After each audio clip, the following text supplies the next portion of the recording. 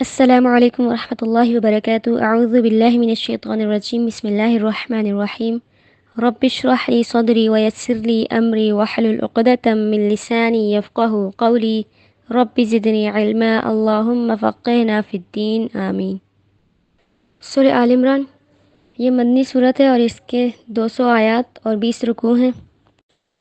اور قرآن کے مصحف میں یہ تیسرے نمبر پر آتی ہے، لیکن نزول قرآن کے لحاظ سے یہ 48 نمبر پر ہے،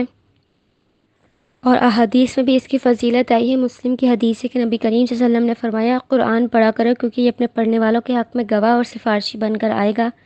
اور پھر فرمایا کہ ان 2 صورتوں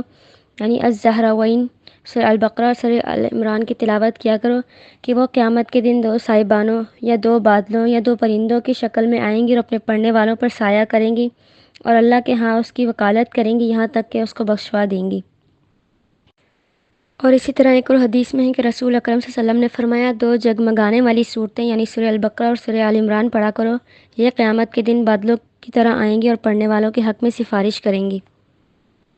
سورہ البقرہ اور سورہ آل عمران ایک جوڑا ہے، اور حدیث میں اس جوڑے کو الزہراوین کہا گیا ہے، اور الزہراوین کے مطلب ہے نہایت روشن جگمگانے والے، کیونکہ قرآن پاک میں بہت سی صورتیں جوڑوں کی شکل میں آئیں، جیسے سورہ ناس اور سورہ فلق کو معوذتین کہا جاتا ہے۔ اسی طرح اور بھی بہت ساری صورتیں ہیں، جیسے سورہ رحمان اور سورہ واقعہ کا جوڑا ہے، اسی طرح سورہ کہف اور سورہ بنی اسرائیل کا جوڑا ہے، سورہ انفال اور سورہ توبہ کا جوڑا ہے، اور سورہ نساء اور سورہ مائدہ کا جوڑا ہے، اور اسی طرح سورہ بقرہ اور سورہ آل عمران کا جوڑا ہے۔ اور اس سورت کا نام آل عمران اس مناسبت سے ہے کہ اس میں خاندان عمران کے نیک لوگوں کا ذکر ہے۔ اور سورہ البقرہ میں مسلمانوں سے خطاب تھا، جس میں ان کو احکامات، شریعت، عبادات اور جہاد کے احکامات دیے، اور سورہ آل عمران میں اہل کتاب سے خطاب ہے اور ان کو دعوت دی ہے دین اسلام کی، اور ان پر ملامت کی ہے ان کی نافرمانی اور سرکشیوں کی وجہ سے، اور بتایا ہے کہ تم اپنے اس عہدے سے کیوں معزول کیے جا رہے ہو جس پر تم 1000 برس سے فائز تھے۔ اور سورہ البقرہ اور سورہ آل عمران میں بہت ربط ہے آپس میں، کہ سورہ البقرہ کے 2 حصے تھے، اور اس میں ایک حصے میں یہود کا ذکر تھا اور پھر دوسرے حصے میں مسلمانوں کا ذکر تھا۔ اور اسی طرح آل عمران میں بھی اس کے پہلے حصے میں اہل کتاب نصارہ سے خطاب ہے، یہود سے بھی ہے لیکن زیادہ مخاطب نصارہ کو کیا گیا ہے، اور دوسرے حصے میں مسلمانوں سے خطاب ہے۔ اور ان دونوں صورتوں کا آغاز حروف مقطعات سے ہوا ہے، اور ان دونوں صورتوں کے شروع میں قرآن کی عظمت بیان کی ہے۔ اور سورہ البقرہ کا اختتام دعا پر ہوا، اور اسی طرح سورہ آل عمران کے آخر میں بھی دعائیں ہیں، اور اس طرح آل عمران میں ہمیں بہت ساری دعائیں ملیں گی۔ اور سورہ البقرہ شریعت دیتی ہے اور سورہ آل عمران اس کے آداب سکھاتی ہے۔ بسم اللہ الرحمن الرحیم، اللہ کے نام سے شروع کرتی ہوں جو نہایت مہربان بڑا رحم کرنے والا ہے۔ آیت نمبر 1، الف لام میم، الف لام میم، یہ حروف مقطعات ہیں اور ان کے معنی اللہ کے سوا کوئی نہیں جانتا۔ بہت سے مفسرین اور علماء نے ان کے بارے میں اپنی اپنی رائے دی ہے، لیکن تمام امت کے علماء کا اس بات پر اتفاق ہے کہ ان کے معنی اللہ کے علاوہ کوئی نہیں جانتا۔ آیت نمبر 2، اللہ لا الہ الا هو الحی القیوم، اللہ کے علاوہ کوئی معبود نہیں، وہ ہمیشہ سے زندہ ہے اور پوری کائنات کو سنبھالنے والا ہے۔ یہ آیت ہم سورہ البقرہ کی آیت نمبر 255 میں بھی پڑھ کے آئے ہیں۔ آیت الکرسی میں اللہ لا الہ الا هو الحی القیوم، اور اس کو اسم اعظم بھی کہا جاتا ہے۔ ابن ابی داؤد میں ہے کہ نبی کریم صلی اللہ علیہ وسلم نے فرمایا کہ اللہ تعالیٰ کا اسم اعظم ان 2 آیات میں ہے، وَإِلَٰهُكُمْ إِلَٰهٌ وَاحِدٌ لَا إِلَٰهَ إِلَّا هُوَ الرَّحْمَٰنُ الرَّحِيمُ، اور الف لام میم، اللہ لا الہ الا هو الحی القیوم۔ اور ابن ماجہ میں کہ نبی کریم صلی اللہ علیہ وسلم نے فرمایا اللہ تعالیٰ سے اس کے اسم اعظم سے دعا کی جائے تو وہ دعا قبول کرتا ہے، اور اسم اعظم 3 صورتوں میں ہے، سورہ البقرہ، سورہ آل عمران اور سورہ طٰہٰ۔ اللہ لا الہ الا ہو، یہاں پہ لفظ آیا اللہ، یہ اللہ کا ذاتی ہی نام ہے اور باقی اس کے سب صفاتی نام ہیں۔ لا الہ الا اللہ، نہیں ہے کوئی معبود مگر وہی، الحی القیوم، الحی وہ زندہ ہے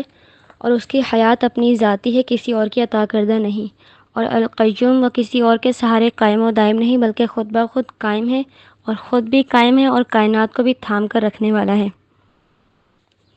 کائنات کو بھی قائم کیے ہوئے ہیں۔ آیت نمبر 3، نزل علیک الکتاب بالحق مصدقا لما بین یدیہ وانزل التوراۃ والانجیل، اس نے آپ صلی اللہ علیہ وسلم پر سچی کتاب اتاری جو پہلی کتب کی تصدیق کرتی ہے، اور اسی نے اس سے پہلے تورات اور انجیل اتاری۔ یہاں سے مراد کے قرآن مجید اللہ تعالیٰ نے محمد صلی اللہ علیہ وسلم پر حق کے ساتھ نازل کیا، اور یہ قرآن برحق ہے اور اس میں شک و شبہ کی کوئی گنجائش نہیں۔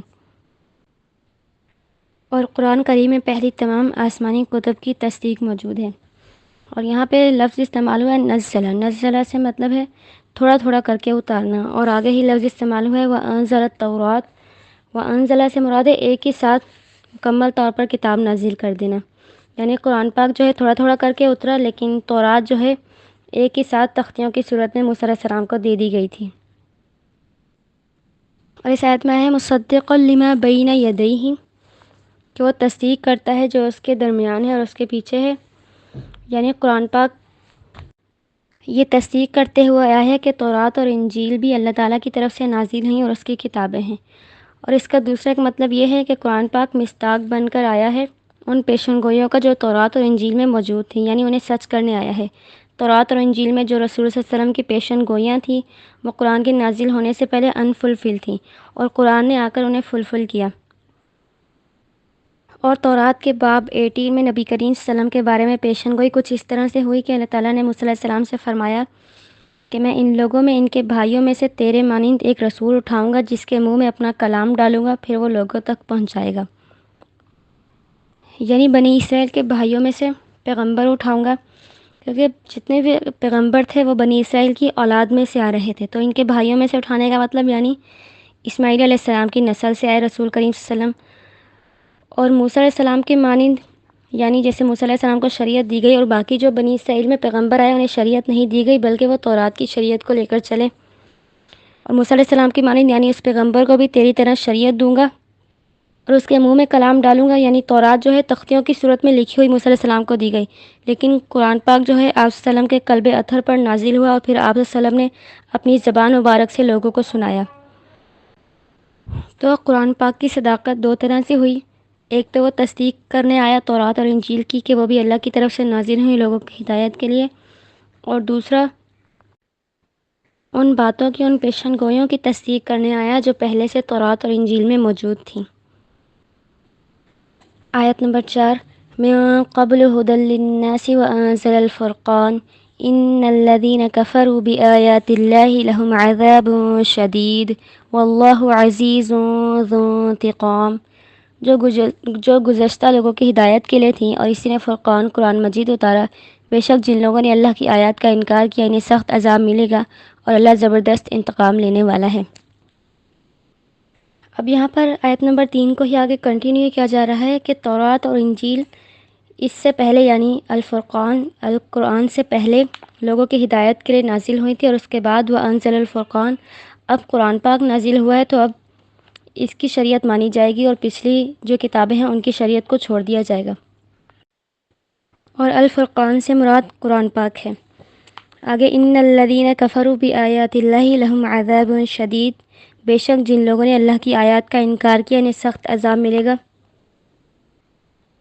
اس سے مراد جنہوں نے ضد اور تعصب کی وجہ سے قرآن کو نہیں مانا اور اس کا انکار کیا تو قیامت کے دن کی سخت پکڑ ہوگی، اور ایسے لوگ انتہائی ہولناک عذاب میں گرفتار ہوں گے۔ آگے ہے واللہ عزیز ذو انتقام، اور اللہ زبردست انتقام لینے والا ہے۔ یعنی جہاں اللہ تعالیٰ کی شان ہے کہ وہ رحمان ہے، رحیم ہے، غفور ہے، ودود ہے، تو وہاں وہ عزیز ذو انتقام بھی ہے، سخت انتقام لینے والا بھی ہے، اور اس کا انتقام بہت شدید ہے۔ اور سورہ سجدہ کی آیت نمبر 22 میں بھی آتا ہے اور اس شخص سے بڑھ کر ظالم کون ہوگا جسے اس کے رب کی آیات کے ذریعے نصیحت کی جائے پھر وہ ان سے منہ پھیر لے، یقیناً ہم ایسے مجرموں سے انتقام لے کر رہیں گے۔ آیت نمبر 5 ان اللہ لا يخفى علیہ شیء فی الارض ولا فی السماء، بے شک اللہ وہ ہے جس سے آسمان و زمین کی کوئی چیز پوشیدہ نہیں ہے۔ اللہ تعالیٰ کا علم اتنا وسیع ہے کہ زمین و آسمان کی کوئی بھی چیز اللہ تعالیٰ سے پوشیدہ نہیں ہے۔ اللہ تعالیٰ کے ہاں ماضی، حال، مستقبل کی کوئی تفریق نہیں ہے، نہ ہی کوئی حاضر اور غائب کا فرق ہے، بلکہ سب کا سب اللہ تعالیٰ کے سامنے نمایاں ہے، عیاں ہے۔ اب یہاں پہ بعض لوگوں کا یہ خیال ہے کہ اللہ تعالیٰ کی ذات ہر جگہ موجود ہے، تو یہ ان کا غلط عقیدہ ہے۔ اللہ تعالیٰ کی ذات ہر جگہ موجود نہیں ہے، بلکہ وہ ذات کے طور پر تو عرش پر مستوی ہے، لیکن وہ علم اور بصارت کے لحاظ سے ہر چیز کا احاطہ کیے ہوئے ہیں، یعنی اپنے عرش پر بیٹھ کر اللہ تعالیٰ اس پوری کائنات پر نظر رکھے ہوئے ہیں۔ وآخر دعوانا عن الحمد للہ رب العالمین۔ جو ہم نے پڑھا اللہ تعالیٰ ہمیں اس پر عمل کرنے کی توفیق دے، آمین یا رب العالمین۔